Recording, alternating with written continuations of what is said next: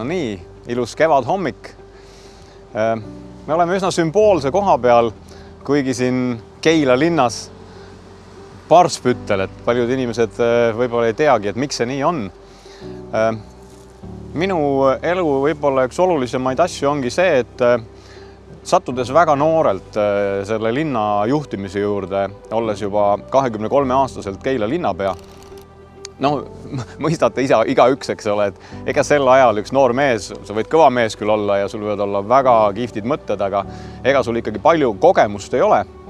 Ja selle tõttu, mis võib-olla oli üks eeliseid just selle noore linnapea toomisel, oli see, et ma olin valmis õppima. Ma tulin värskelt ülikoolist, olles ise õpetaja, tööõpetusõpetaja. Tööõpetusõpetajal läheb natuke rohkem raha vaja, kas või nende igasuguste materjalide jaoks, kui näiteks eesti keele õpetajal.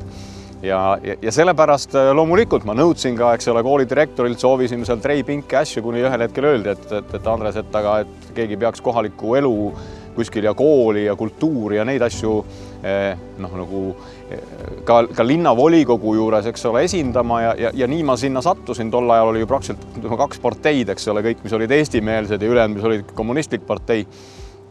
Aga jah, et sellel hetkel, kui ma võtsin selle ameti vastu, see oli parasjagu nii nende, kes mind sinna esitasid, kui ka minu poolt siiski hullumeelne samm. Aga nagu ma ütlesin, eks ole, värskelt ülikoolist tulnuna ma sain aru, et ma ei peagi kõiki oskama. Mind lubati aidata. Me hakkasime koostööd tegema väga tihedalt tolleaegse suurima Keila tööandjaga, ka tänases mõttes, eks ole, Harju Kekk ja selle territooriumil olev ettevõtlus. Et see ikkagi paari tuhande töötajaga firma, mis mõnes mõttes oma inimesi ka, eks ole, jagas. Tänu sellele oli mul see toetuspakett olemas. Saime autod, saime ühel hetkel mingid majad, eks ole, aga me hakkasime vaatama üldse, mida tähendab linna juhtimine. Ja loomulikult ei teadnud ma sellest mitte midagi, eks ole. Meil polnud linnakaartigi. See koht, kus me siin seisame, ei kuulunud praktiliselt tõesti Eestile. Selles mõttes, et see oli tankipolgu territoorium. Ja see oli nagu linna ehituslikult nii vale koha peal, et linn läheb siit 2 poolt nagu sellest vanast tankipolgu alast läks mööda ja see oli kõige perspektiivsim elurajooni piirkond. Nii et sõltumata sellest, kas me uskusime, et Vene armee siit välja läheb või mitte, me töötasime juba selle nimel, eks ole, et igal juhul tankipolk Keilasse ei jää, eks ole, miks ta siin oli, vabastas siis Tallinnat, eks ole, või oli siis valmis selle jaoks, et torud siit kohe liikuma saada. Minu ülesanne oligi leida tegelikult, eks ole, see parim praktika üles maailmast. Inglise keeles on selline termin nagu benchmarking, ehk siis need parimad varasemad kogemused ja mul õnnestus saada üks väga hea kontakt Soome. Me saime sõpruslinna Huitinen Helsingist väljas, samasugune väike linn, sealt kaudu tekkis meil kontakt omavalitsusliitudega Soomes, Helsingi Tuusulas olev kunnaliskoulutuskeskus oli see, kus ma siis õppisin, mis asi on kohalik omavalitsus. Ja panime siis ka näiteks kas või Keila linna arengukava, kui lugeda tolleaegselt, me olime esimese 10 omavalitsuse hulgas Eestis üldse, kes siis said selle staatuse. Seal on näiteks, meil on komisjoni tasemel laudkonnad, mis on otse tõlge, eks ole, soomekeelsest sõnast laudakunda. Et nii me võtsimegi tegelikult nagu copy-paste tihtipeale asju üle, eks ole. Me lõime endale sõpruslinna Rootsis, Naka kommuun, me leidsime Saksamaalt juba mingite varasemate Schleswig-Holsteini liidumaa kontaktide tõttu endale Parspütteli sõpruslinna. Mehed, kes tahtsid aidata seda endist niinimetatud Nõukogude Liitu või siis okupeeritud alasid üles ehitada, aga mitte lihtsalt see, et anname raha, vaid nad tulid reaalselt siia, nad tahtsid teha ja näha, mida meil tegelikult vaja on ja nad nägidki, et meil on vaja just seda know-how'd. Et küsimus ei olnudki niivõrd, eks ole, et saadad kala, eks ole, et me süüa saaksime, vaid õpeta püüdma, eks ole. See oli see lause, eks ole, et kingi õng ja õpeta seda kala püüdma. Ja hiljem, minemata täna detailidesse, eks ole, täna on siin üks Keila kõige ilusamaid meie sõnumit kandev, eks ole, just niisugune eramajade rajoon, väga sümboolne, eks ole, endise tankipolgu territooriumil nüüd, eks ole, ilusad eramajad, ilus park, eks ole, see tammik, mis siin oli, et üsna uskumatu. Kunagi pidime me siin ees selleks, et hirmutada, eks ole, seesama Gerassimov, kes siin suurt sõda juhib, eks ole, oli Keila tankipolgu komandör ja nad lahkusid siit meie jaoks küll suhteliselt viisakalt selles mõttes, et isegi põrandad olid pestud ohvitseride majal. Aga sellegipoolest Marian Rikken, tolleaegse nimega täna siis Marian Kelam, oli siis see, kellega koos me siin samas ees platsi peal kunagi ühe papist tehtud tanki põlema panime ja ma väga imestan, et meie peale neid torusid tol hetkel ei keeratud, ehk eks me mängisime ikkagi väga niisuguse piiri peal. Samamoodi võib öelda, eks ole, et mitte see, et mina oleksin kuidagimoodi midagi hea olnud või parem olnud, aga mul oli häid nõuandjaid, Priidik Kalle, Harju Keki pearaamatupidaja, tolleaegne finantsjuht, eks ole, siin Andres Takleja finantsharidusega inimene Tallinna Tehnikaülikoolist, siin võib nimetada Vello Venselit kindlasti, eks ole, kes esitati lausa Eesti Panga presidendi kohale, ta ei võtnud seda kohta vastu. Aga just nende meestega, eks ole, me otsustasime Keilasse luua panga, teades, et igal hommikul sõidab siit rohkem kui 70 raamatupidajat Tallinnasse tohutus likviidsuskriisis, eks ole, täna inimesed enam seda ei mäletagi, kui raha ei olnud. Ja rääkimata seda lugu nüüd pikemaks, eks ole, olime me siiski praktiliselt Tartu Kommertspanga järgi esimene niisugune täiesti iseseisev pank, me ei teinud filiaali, nagu meil soovitati, nagu näiteks tegi Otepää. Me olime esimene pank, kes hakkas tooma Keilasse kõigepealt pangaautomaadid, hiljem läksid need mujal, eks ole, Harju Kekk hakkas palkasid üle kandma pangaautomaati põhimõtteliselt, mitte enam ei olnud kassa järjekorras, et need on imelised ajad minul endal meenutada. Aga mis ma võib-olla selle nagu Keilaga seotud teema otsa tahaksin öelda, on see, et ma olin uudishimulik. Ehk ma sain aru, et ma ei pea kõike teadma, aga maailmas on enamus asju enne mind tehtud. Enamus kogemusi on kuskil olemas ja mind tohutult huvitas ka pikas perspektiivis niisugune finantsmaailm. Mul õnnestus tänu ühele suurele rahvusvahelisele stipendiumile pärast seda, kui me hakkasime üles ehitama neid arenduskeskuseid, Business Development Centereid Eestis, siis mul õnnestus saada perega Norras 1 aasta õpinguid Norwegian School of Managementis ja ma nägin kogu aeg nagu seda, eks ole, et osad inimesed teevad hommikust õhtuni tööd ja mingi pärast nad ikkagi, eks ole, on elu lõpus vaesed, haiged, õnnetud, kiruvad valitsust ilma ja kuidagi nagu ei ole nagu elu läinud sellisena, millest me unistasime. Ja samas teised inimesed, eks ole, mitte et nad oleksid paremad, aga võib-olla nad sama, et nad on olnud uudishimulikud, nad on otsinud, nad on võib-olla lugenud mingeid raamatuid, käinud mingitel kursustel, nad ei ole alla andnud, nad on seda võitlust nagu jätkanud edasi, ehk nad ei ole leppinud selle olemasole olukorraga. Ja vaat see on see, mida ma tahaksin näiteks, kui siin on noori, kes kuulavad, eks ole, just mõelda selle peale, et tegelikult on maailmas täiesti uskumatuid asju, eks ole, kirja pandud.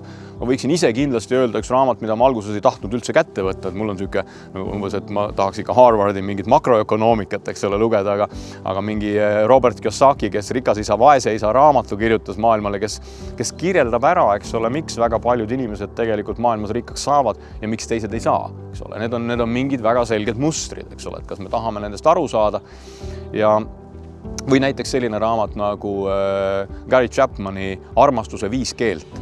Et see oli minu jaoks üks parimaid raamatuid.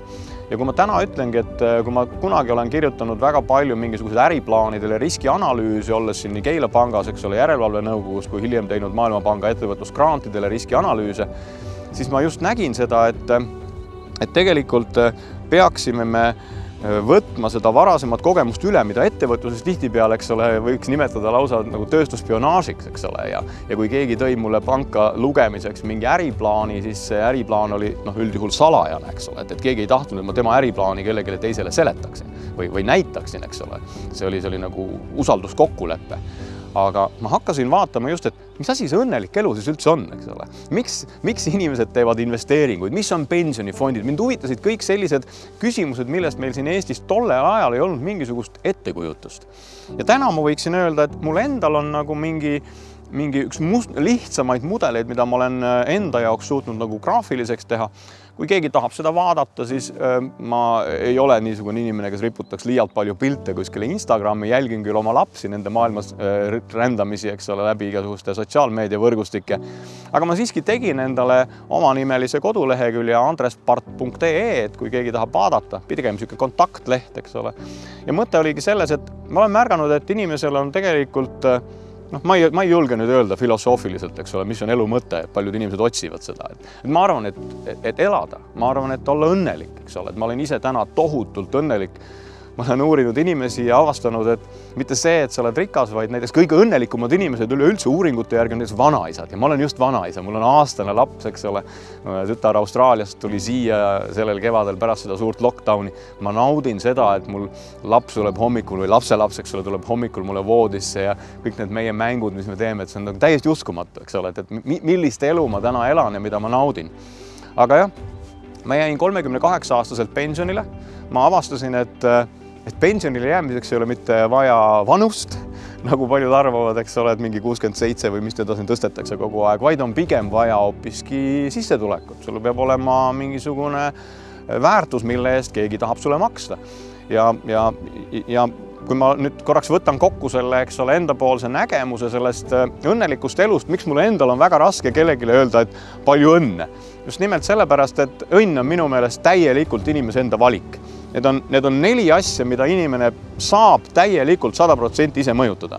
Esiteks tervis, teiseks suhted, kolmandaks tulud ja neljandaks tulevik. Iga selle valdkonnaga võib olla seotud miljoneid asju, näiteks tervis, eks ole, on seotud nii sellest, mida me sööme, kuidas me liigume, eks ole, millised riskid me endale võtame või suhted alates lähisuhtest, alates lastest, vanematest, kõik see pool, eks ole.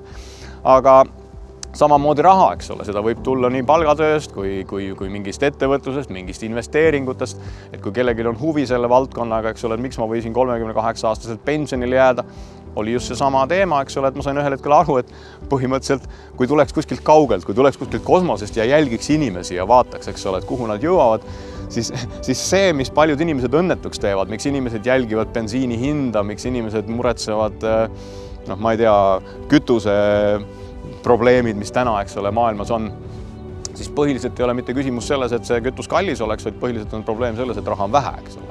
Ja nüüd peaks siis vaatama, et kuidas see tuleb ja kui ma vaatan, miks inimestel raha vähe on, siis ma olen 2 põhjust leidnud.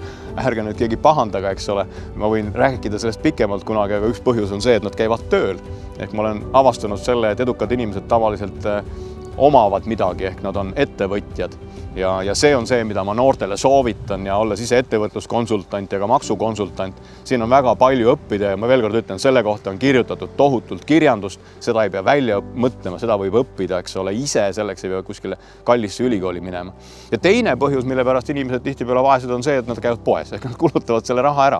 Ja just, eks ole, et kui sellest rattast nagu välja saada, et ma arvan, et minu jaoks just nimelt see uudishimu, seesama soov teha paremaks, ühel hetkel kommuuni, mingil hetkel võib-olla ka riiki parandada, eks ole, see, mille eest täna võitlevad need lahingud, mis käivad täna Ukrainas, eks ole, kogu meie vabaduse eest.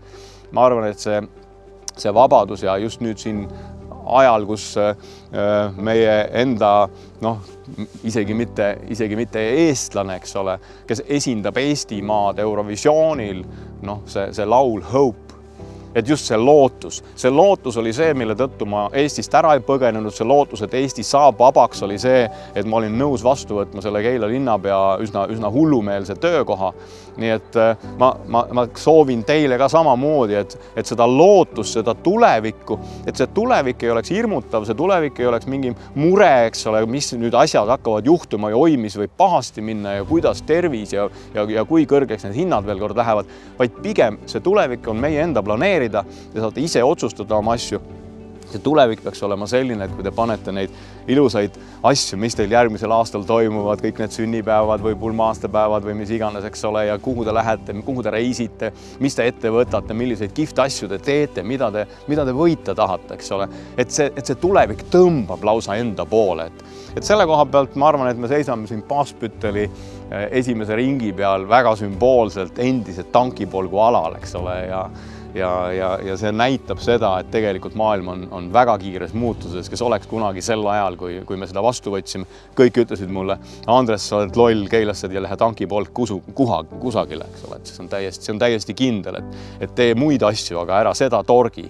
Ja täna me oleme Keila ühes kõige ilusamas kohas.